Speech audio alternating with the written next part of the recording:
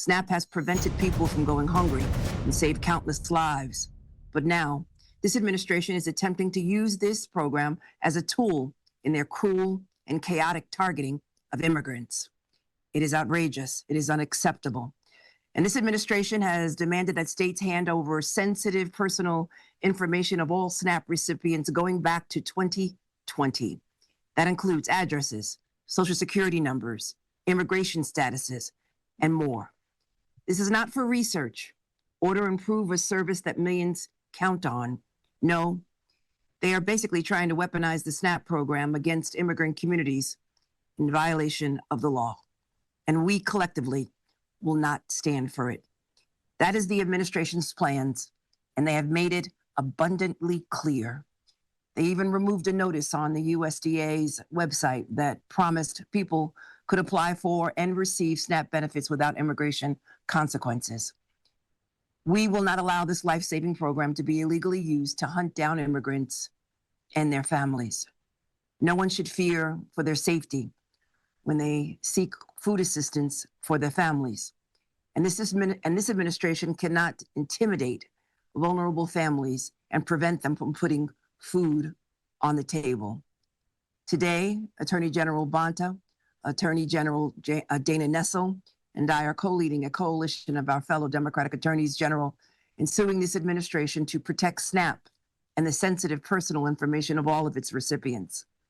The federal government's demand that states turn over SNAP recipients' data is flat out illegal. In fact, our laws prohibit us from disclosing this SNAP data unless it is strictly necessary for administering the program. And in this case, it is not. This latest action from this administration is nothing more than an attempt to sow fear and to cause chaos amongst vulnerable populations. And we are suing to uphold the rule of law, to protect the sensitive personal information of everyone who receive SNAP benefits, and ensure that this administration does not use critical and necessary food assistance to target immigrant communities. I too want to thank my team. I want to thank my colleagues. I want to thank all of you. And now I turn it over to my colleague from Michigan, Attorney General Dana Nessel. Thank you so much, AG James. I'm so proud to be here alongside both AG James and Bonta, who have been such leaders in the effort to protect our states against federal overreach from the Trump administration. And of course, to announce here yet another lawsuit to stop the Trump administration from illegally seizing the personal data of more than 1 million Michigan residents. Michigan's SNAP program provides approximately $254 million in critical food assistance every single month to vulnerable families with an average of approximately 1.4 million recipients. And that ranks Michigan 13th among all states in terms of the share of population of participating residents in the SNAP program. We need to be honest about exactly what's happening here.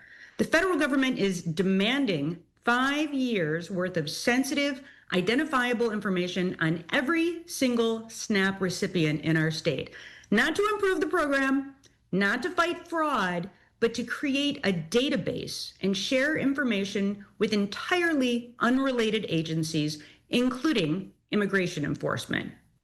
This is unlawful, it's a violation of privacy, and it is a direct threat to health and safety of our state's most vulnerable residents. And why would you fire so many inspector generals? And I'm just gonna add one more thing to that, right? So California and New York, our donor states, Michigan, we're about even in terms of the amount of money that we pay to the federal government and the amount of money we receive back in the form of our programming. So I just want to make it clear again to people who seemingly have a difficult time grasping this, not referring to our friends in the media, of course, but to other people who are watching this, that's our money. I mean, we paid tax dollars to the federal government.